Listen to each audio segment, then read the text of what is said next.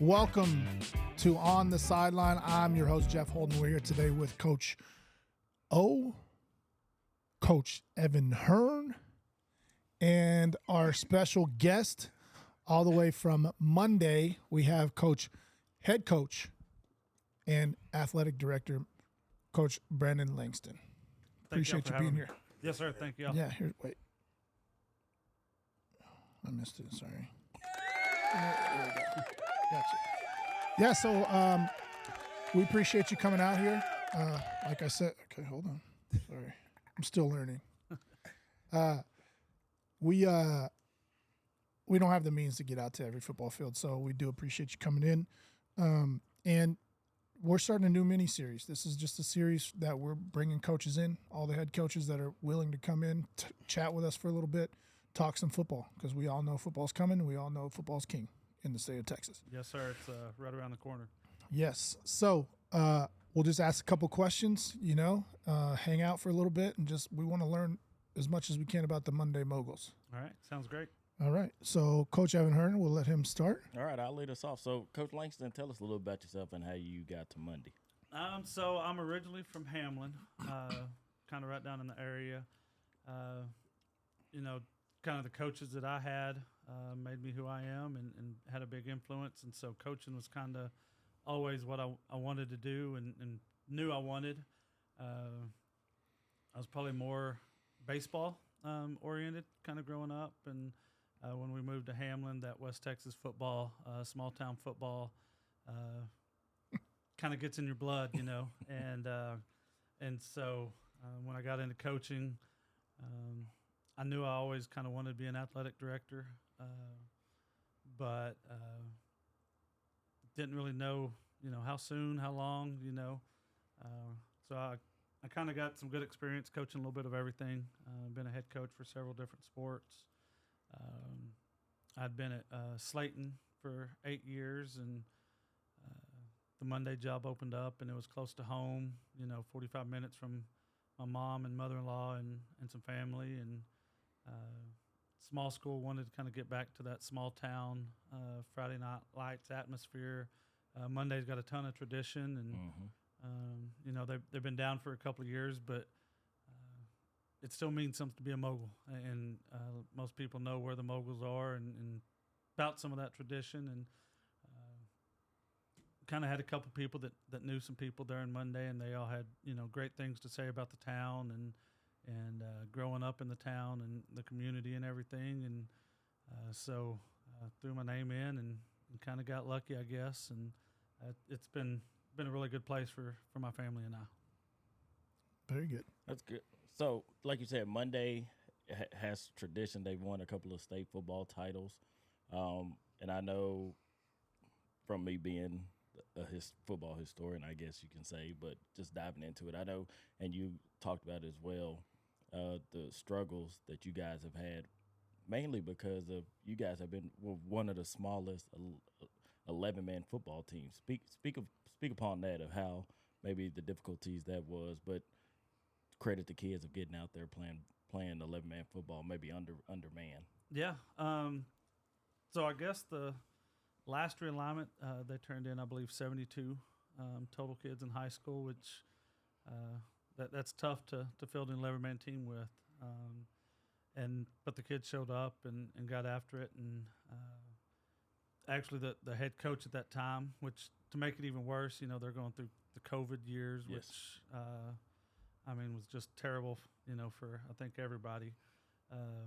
But they had 16 boys out there trying to play football, and they were getting after it, but they've had some down times. This past year we had 3 JV games, which I think are the most that they've had in the last 5 or 6 years now. They really haven't had a JV in a couple of years, and that's tough when you're trying to build something. Football is one of those sports that 14, 15-year-old freshmen, it's pretty tough to line up against an 18-year-old man on Friday night. For sure. And so in Munday, the last couple of years, they've struggled a little bit, wins and losses, and numbers-wise, when you're already low numbers and then you don't have a JV, You get some kids that just aren't ready to step out there on a Friday night.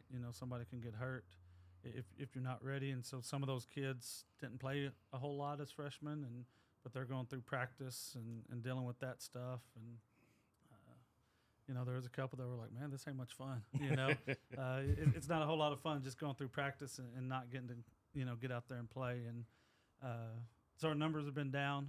This past year we ended the season with 27, 28, which is more than they've had in a few years. And we have a really big incoming freshman class. We're expecting about 15 just out of that class coming out.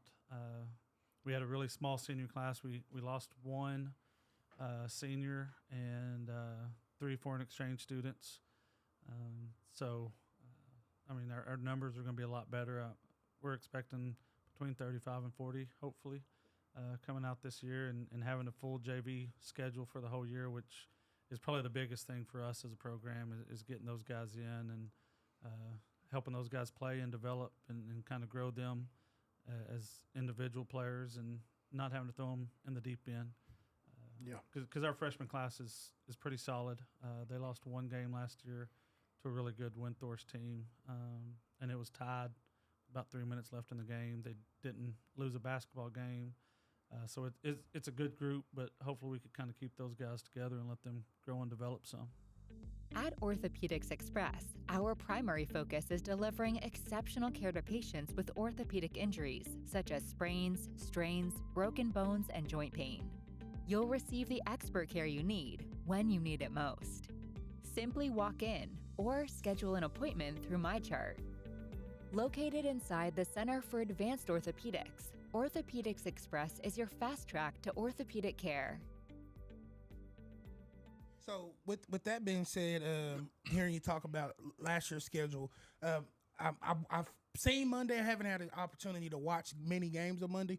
What's your philosophy as far as defensively and offensively? Are you guys more of a have to be more, I hate to say disciplined team because you lack athletics as many athletes, or like how do you guys go about getting the most out of your kids with less? Last year we don't have much size. That was kind of the big thing. I came in, I got hired at the end of May last year, and we weren't real strong. We weren't very big, and we weren't very fast. So that's not a great combo. But we got great kids. Man, our kids work their tail off, and they show up. And if we can call a 6 o'clock practice in the morning, and we're going to have everybody there, and they're going to give us what they have.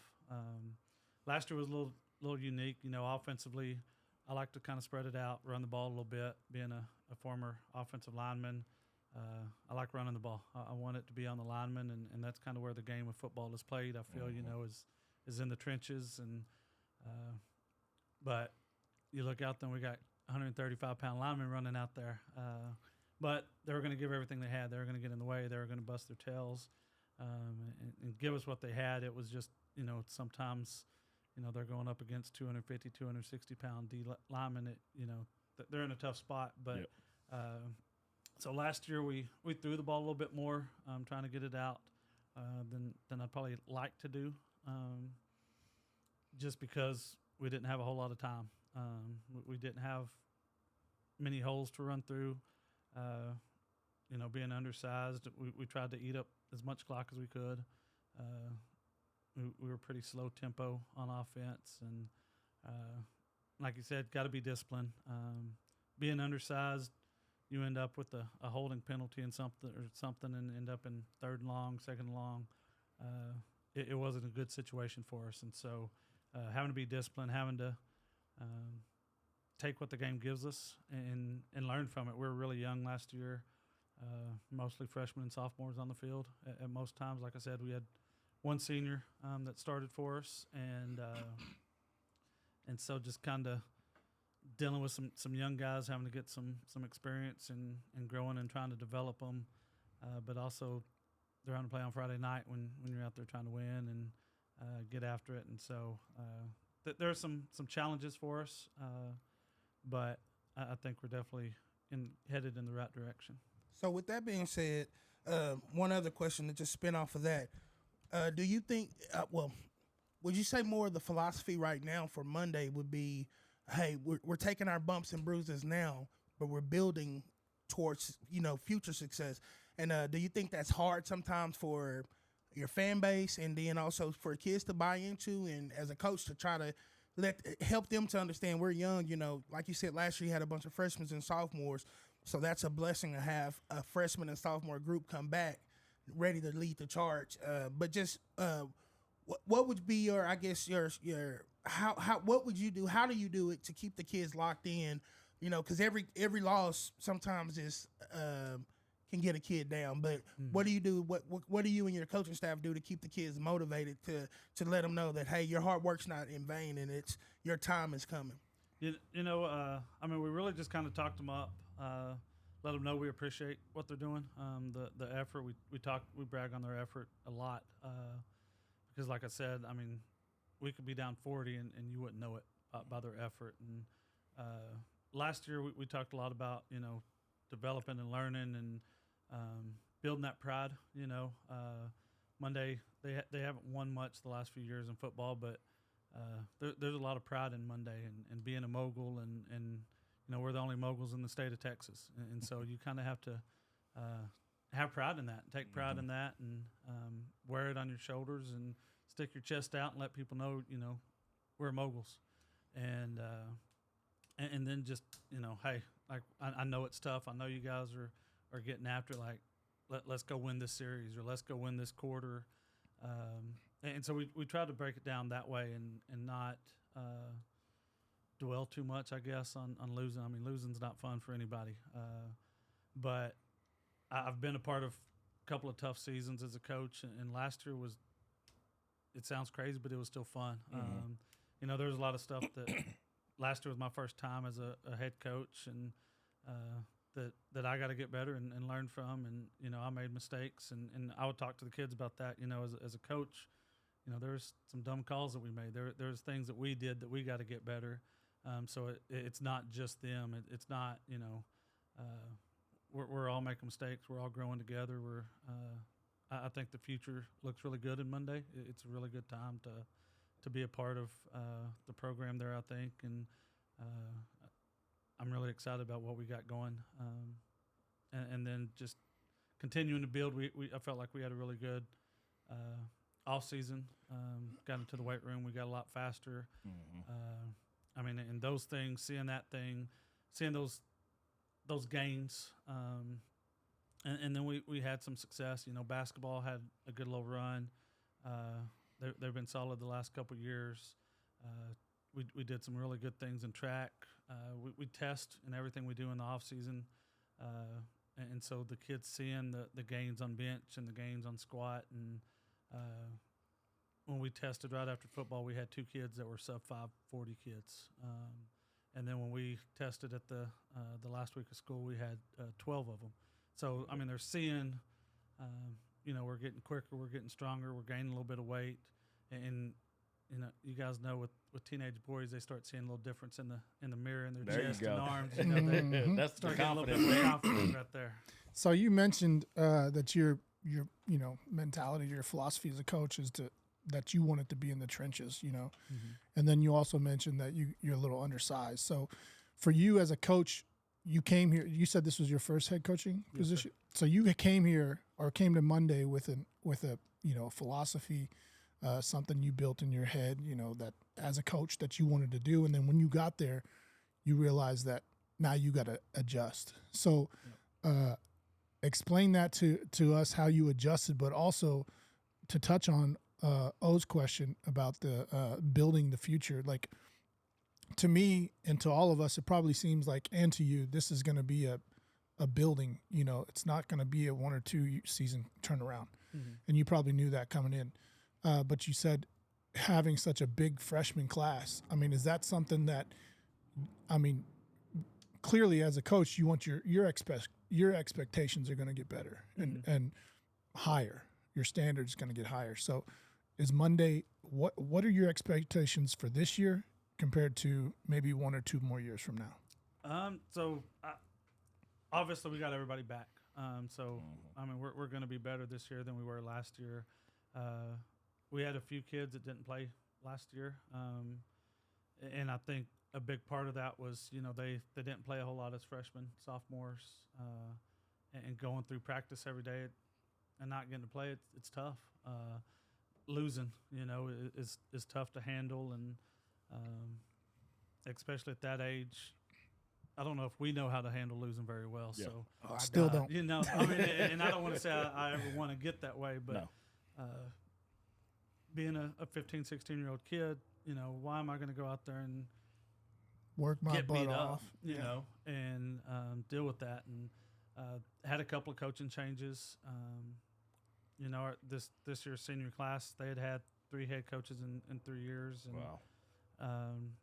So dealing with all that, and so we had a couple of kids that didn't play that hopefully, I know we're a few weeks away, but as of now, they're talking about coming out and playing. A couple of them are huge for us because they're lineman type kids that can step in and help us up front and make a huge difference for us, you know, being up front. And then one of the things, our freshman class coming in, we got some big linemen in that. We got a couple of guys that are, you know, we have one that's about 6'1", 85 already. He's real long, got a good motor. We got another freshman coming up that's about 6'1", 245-ish right now, 250, and another one that's about 260. So we're going to have some size coming. I mean, they all have some stuff to work on, obviously, and hopefully we can kind of keep those guys down and build and truly develop them as players. But as you look, if we could get everybody out this year that's saying that they're going to come out, I think we could have a solid line, a lot better than you know, maybe been in the past, and that's where you build your team. If you can be good up front, it opens up a lot of stuff for you, both offensively and defensively, and so hopefully those kids come out, and by the time they're ready to graduate, we got another group coming up that's going to really take us to the next level, I think. We got a good 8th grade class. They don't have as many linemen, but we got some good skill guys in that group. So even as you look down the next couple of years, I mean, we got some kids coming that are going to help, and our players. And like I said, it's crazy. This is my about to be, I guess, 16th year. Like, it may be the hardest working group of kids I've gotten to coach. I mean, they show up every day and get after it, and it's a lot of fun to sit there and see them put in the work and starting to notice it. You know, it sounds like y'all are doing some good things out there. You know, not just making the kids, or not just the kids. I'm getting tongue tied, but listening to you, it sounds like are doing good things out there. Not having the kids focus on the scoreboard, but more life lessons. And so, talk to us, because I was a part of small school. I was 2A, Division II at Hale Center. So talk about how important the community of Munday is. So Munday, I mean, the community, the parents have been great. They've been super supportive, and being at a couple of different places, you know, sometimes you get those mama phone calls that you made my baby do bear crawls, or, you know, you made my baby work. And man, at Munday, it's kind of the exact opposite, I think. If you're going to hear from them, it's going to be because you didn't make them work hard enough. There you go. So, I mean, the parents, they've seen what it takes. You know, they've seen how hard those teams worked when they were really good. It wasn't, you know, just always talent. It was the work that they had put in, and the two-a-days, and, you know, the dads come up, you know, they start talking about the stuff that they did in two-a-days, and that's what they expect from their kids. I actually had a coach that, he's retired, and he came up to me like the second week of two-a-days, and he was like, man, like, people are happy. And I was like, you know, we haven't even done anything. You know, we've only had pads on for 2 days, and they were like, well, the kids are going home and going to sleep after two-a-days. And, you know, like that's a good thing. The community wants their kids working. They want expectations. I mean, they want to win. They expect to win and have that high level. But I also think that they understand, numbers wise is kind of Yes. really hurt Monday the last couple years. It's not really even talent. We got a lot of talented kids and some good pieces. I think there's just been a couple of years where they just didn't have enough of those pieces. Yes. And so I think the community understands that right now.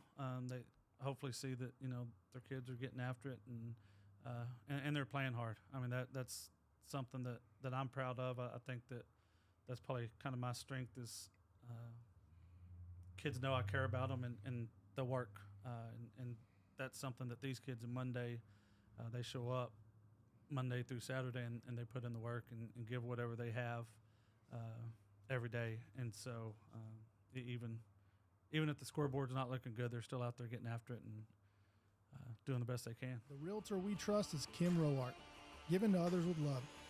Kim was raised in this community and has been selflessly serving for over 20 years. Kim encourages everyone to thrive in their purpose. Kim is part of the Homes for Heroes program, where she gives back a portion of her commissions from each closing to all military, firefighters, law enforcement, healthcare, and educators who use her services. Whether you're looking to buy or sell, Kim is the realtor for you. Go check out the website at homesforheroes.com.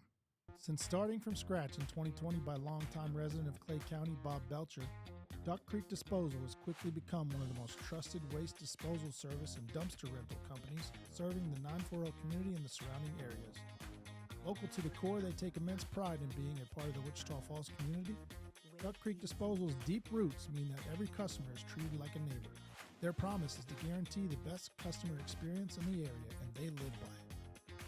Whether you're a homeowner, contractor, or business, they've tailored their services to suit varied requirements.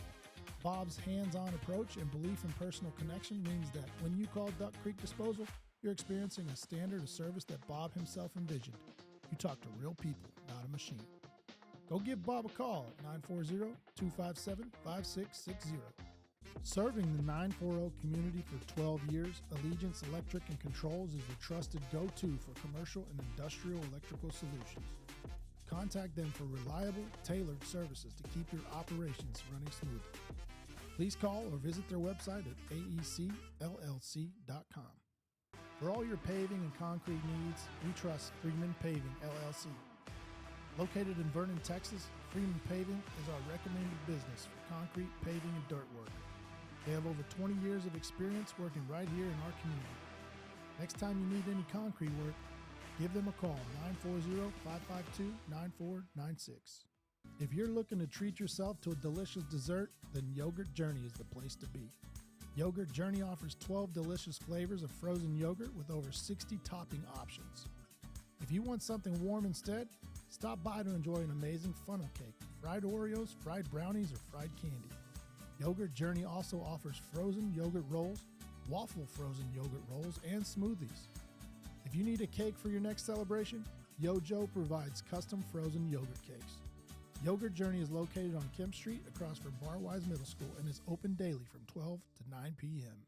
For all your roofing related needs, we choose Assured Roofing and Construction. At Assured Roofing and Construction, their hard work is based off honesty, loyalty, and integrity, ensuring that every customer gets what they deserve and is happy and stress-free throughout the entire process. When any storm damage occurs to your roof, gutters, fencing, or siding, Assured will have you covered and help you from the initial free inspection to filing your claim, meeting with adjusters, and getting your damaged property fixed properly. Give AG a call at 940-782-1194. So it sounds like, I get the answer to what your strength will be as far as numbers-wise and having guys come back. So could you tell us a little bit about your non-district schedule as what it has been? Because you said this year will be the first time or last year y'all had 3 JV games, and this year you're hoping to probably play a full JV schedule. Could tell us about your non-district? Yes, sir. So this year we're going to start off. We're going to scrimmage Cross Plains and then go to Anson, which will be a couple of tougher scrimmages for us. Hopefully kind of get us going and show us some of the stuff that we need to work on early on and see where we can improve with that. And then we start off the season.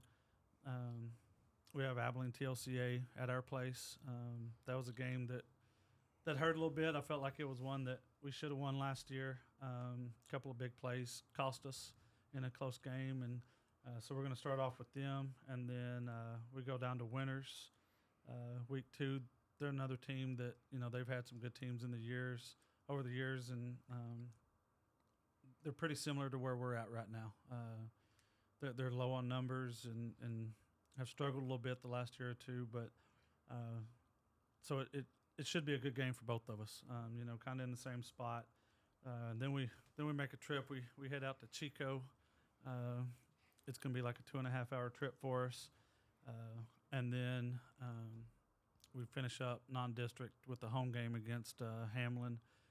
Hamlin's probably the best of those 4 teams. They got a lot coming back. Lost a couple. That's my hometown, so it's kind of double-edged sword. Kind of double-edged, we got to go put it on them, but I think it's a non-district schedule that we can be competitive with, and hopefully win a few of those games and build a little confidence. And I really think that if our kids can win a couple of football games, they'll start realizing that they're capable of it. And with what we have, I think we could, in a tough district, we could be a lot more competitive than we've been in the past. Before I let O speak, he talked about that game with Winters. That might be the best mascot matchup week 2. You got the Moguls and the Blizzards of Winters. So I'll just go ahead and put that out there. But I think that's pretty neat. That's we got a lot of unique mascots in the area. Yeah, so I have 2 questions. One of them is going to be my signature question, but my one question, I kind of talked to you before we even got started about LJ Collins.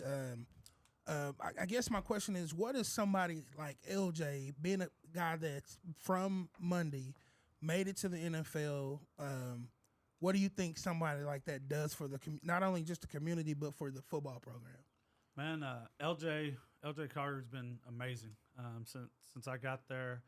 I guess probably the week after I got hired last year, I started getting a text from his manager about doing a camp, and he's probably the most down-to-earth, laid-back, proud to be from Munday, America, person you can ever meet. And when he comes, he's 100% about the kids. It's a lot of fun for me to, sit back and watch. My role when he comes down is to give him what he needs and get him equipment and get some ice, and then I get to kind of sit back and watch. And he brings in some other players. This year he brought in Sean Smith that played I think 10 years in the league, and other people that are coaches across the state, and but he's about kids, man. He's out there being a little kid out there with little 8-year-old kids to 15-year-old kids, and you could tell that he truly cares about Munday. He truly cares about the kids and giving back, and it means something to him. He's proud of being from Munday, and Munday helped him get to where he's at, and obviously a whole lot of hard work and some talent help, but he's always willing to help and give back, and there's been a couple things that he's done for our football program to try to build a little excitement, and then just he purchased some cleats for us last year, which within an athletic budget is a big deal. Mm-hmm. It helps us out tremendously, but then the kids got excited, because it was a gift from LJ, and very cool. And so just little stuff like that. He's always willing to help. There was a couple times, we FaceTimed him and talked to him and thanked him for everything. And he's that dude, he's a fun guy to be around, and his family's fun people. And that's a lot of our kids are related to him. Mm-hmm. A lot of the Colliers and Flies and Dawkins and all those names, they seem to all be related in some way. So they all know him, but then all those kids have heard about him. That 12, 13 team had some guys that were pretty darn good, and that's who our kids first started watching football of was LJ and D. Paul and those guys, and having them, Puda comes back and helps with the camps, and that's somebody that they remember. So having those guys come back and help out and give back to the kids, I think is really making a big difference. This year's camp we had like 40 more kids than we did last year. He brought in a couple extra coaches, and I think it's something that's going to continue to grow and just be a big thing for us. So my last question for you is, I asked everybody this: what's your favorite pregame meal that as a coach? Like, what's your pregame meal? Man, I don't know if I eat too much before games. Which is crazy, back in high school, we used to eat pregame meals and all that. And we make peanut butter and jelly sandwiches for the kids. I don't usually eat one. I usually have some Boston baked beans in my pocket, or, some gummy bears or something like that. But I probably don't even eat until after the game. We try to do something after the game, especially home games. We'll go over to a coach's house, and our wives pitch in and help do a meal. So by the time I get there, I'm starving. But I usually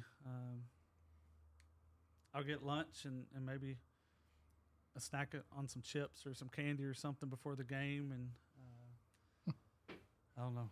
Don't want to get too much in my belly. He do everything he tell his players not to do. Yes, 100%. Y'all be well equipped. I'll eat the gummy worms and stuff for you. So that's interesting. First person to say he's not ate anything on the show, but hey, everybody got their own thing, right? So I asked the last coach this, and I'll ask you, what is your favorite, or what kind of? Well, let me rephrase this.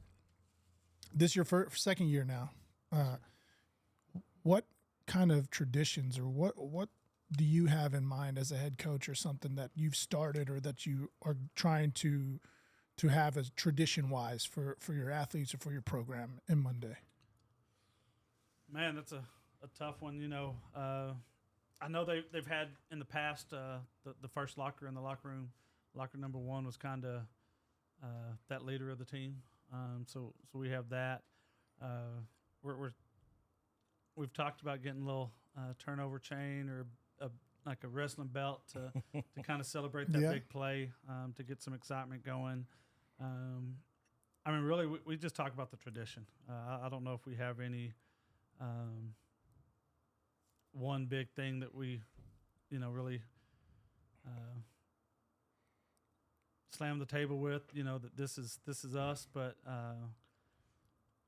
other than trying to just take pride in being a Mogul. Like I said, I grew up in a town with a unique mascot, and we're the only ones in the U.S., so it's kind of the same thing here. And when you step off that bus, you're a Mogul, and it means something. There's been a lot of guys before you that have put on that helmet and went out there and won a lot of games and won some state championships and played in some big games, and it's these kids' turn. We got a group right now that I think they have a chance to do something special and kind of start laying that groundwork to be the team that changes it and gets things going back in the right direction.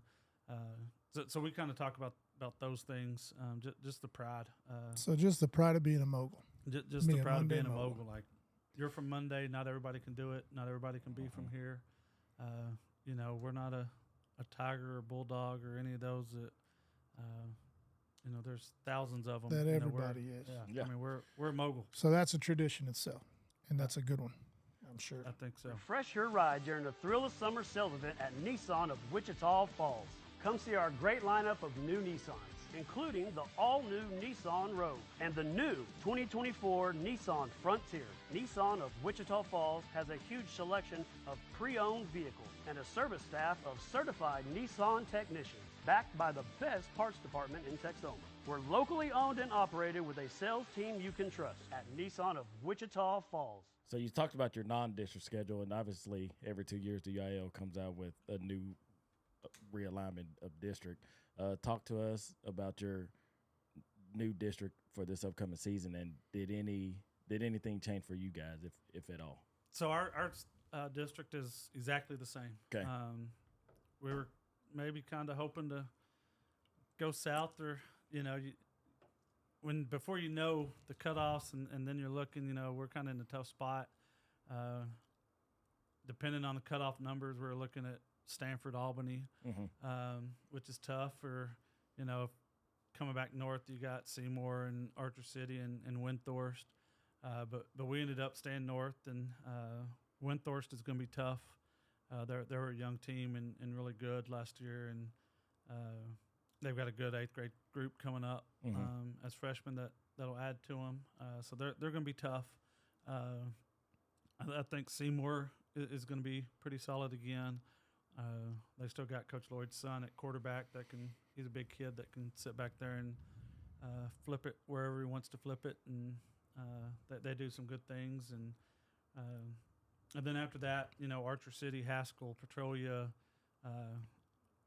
Electra are all going to be solid. The thing we struggled a lot with last year was some of those teams are 250, 270 across the line, and luckily a couple of those teams graduated. Some of their big linemen, which will help us some, but Petrolia got a new coach, so you're kind of not real sure what's Coach Blassingame going to bring to them. What's going to change with them.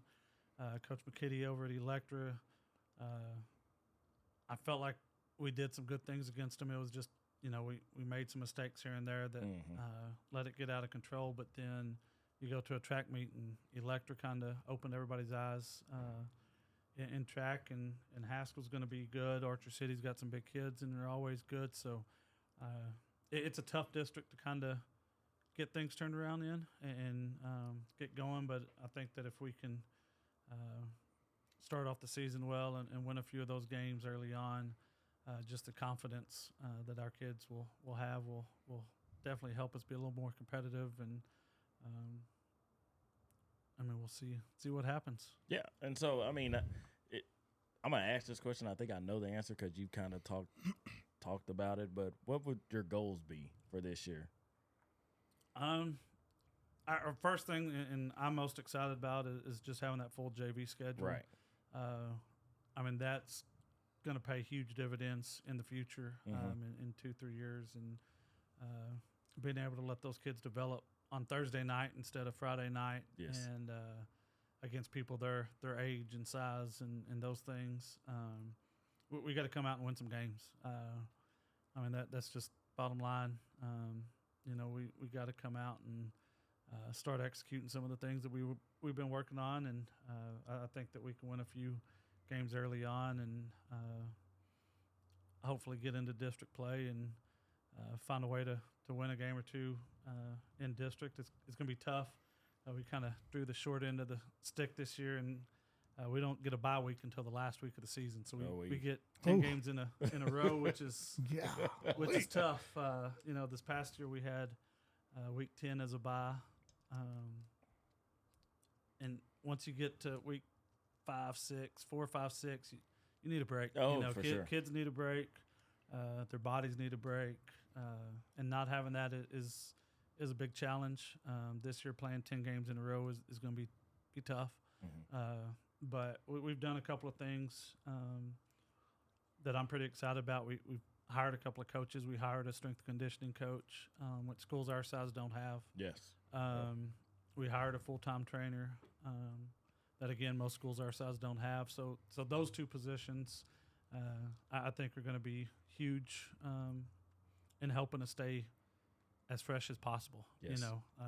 10 games in a row, we're not going to be very fresh. We're going to be beat up and banged up. But being able to use our strength conditioning coach and our trainer full-time to kind of help those kids recover and recuperate a little bit and get them better prepared for Friday night. Yeah, and Coach, just real quick, what's a typical Friday day start to finish for Coach Langston? And the Mogul football team, of course. So Friday morning, we get to school. I get there probably about 6:45. I've already Thursday nights I hang out and put up all the game day stuff, and our kids get there at 7:30 or 7:25, and then they put their jerseys on, and we go. Our elementary's just right there, so we go over there and high five all the little moguls and mogulettes as they come into school, and That's cool. see them get excited. And it's fun. That's one of those things that on game days a lot of fun because we talk about how much those kids are looking up to us, and those kids want to be a That's a mogul. cool little tradition type thing. And so all the way back to when I was in high school, our coaches talked to us about that, and our kids enjoy it. They enjoy going down there and seeing the kids and seeing how excited they are to get to high five a mogul. And we may be 0-5, but they're excited. That's those little kids. They don't know best that. part of the day. No. Yeah, On most of Friday. them. So we go down there and then we come back. We usually last year we had first period athletics. We usually feed the kids a good little breakfast, whether we buy breakfast burritos for them. A couple times last year, me and a couple of the coaches would cook pancakes or eggs, bacon, whatever, to let them have a good meal that morning, and then send them off to this class. This last year, I had 2 classes that I had to go try to get through on Friday, game day. Class gets tough, on those days. But then I just start getting my call sheet ready and making sure that we have everything. And then once I'm done with that, I go over and I have a checklist of everything we need for home games, away games, make sure everything's ready. And we have all the things that we may never use, but you don't want to not have that one time you do need it. So you're head coach, equipment manager, team cook. We do a little bit of everything. He wears a lot of hats on And Fridays. so last year, we only had 3 official football coaches, which was hard. It was tough. Luckily, our defense coordinator, Coach Joslett, he's from Munday. He was actually the head coach for a couple of years. He does a great job and helped me out a whole lot this past year. And then, like I said, we've hired a couple new coaches. So we're going to go from 3 coaches last year. One hadn't really coached much football before. To this year, we got 5 coaches that have coached football and done that. And then we got a couple. Coach Daniel is our cross-country coach, but he helps us on Friday and with junior high. So hopefully there'll be a little bit less stuff I have to get done on game day this year. But, Coach Daniel and Coach Johnson, they help out. We get the trailer loaded, and they go and get that stuff set up once for out-of-town games. And then I like to get to the field probably a little earlier than some. Have some lights out, and let the kids kind of clear their mind, and then for me just to I usually go out and walk the field and kind of have a few minutes to myself just to think about what I need to do or what we're going to do or how we can take advantage of some stuff we saw on film, and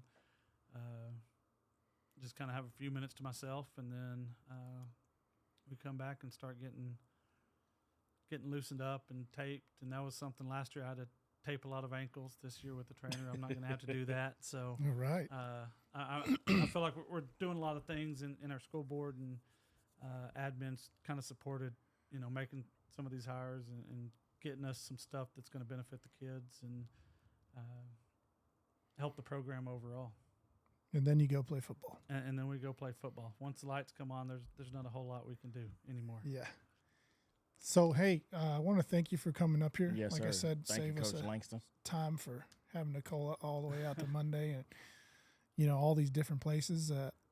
We're covering you guys this year. We don't know a whole lot about you, but we feel like we got a good, good little preview of you and your program, and we wish you the best of luck. I'll tell you just from listening to you, I think you're already doing good things out there. Yes. I anticipate, obviously, a better season, and I have expectations for you. Well, no, that's I'm just awesome. kidding. No, we want but- expectations. Yeah, I mean, I think we good all can kind of figure out that you're doing the right thing, Yes, and sir. I'm just glad you came on, and we wish you the best of luck. and we'll be in touch. We can call you or text you or something if you need anything from us, you let us know. Yes, and sir. If you got some kids you want us to highlight, you send them our way. Let us know. Awesome. But, Well, I appreciate everything you guys do, and I was excited, last spring and last year, starting to see some of the stuff and what you guys do for kids. Anytime we can give some kids some, little publicity and shout outs. It's a good thing, and at the end of the day, it's what's best for kids, and what you guys are doing to get those kids out there and give them a little shout out here and there is awesome, and we appreciate it. Well, thank you. Thank you, Coach. Thank you so much for coming on. Yes, and sir. We'll be in touch, or we'll see you. Good luck this season. Sounds great. Thank you. All right. Appreciate you guys.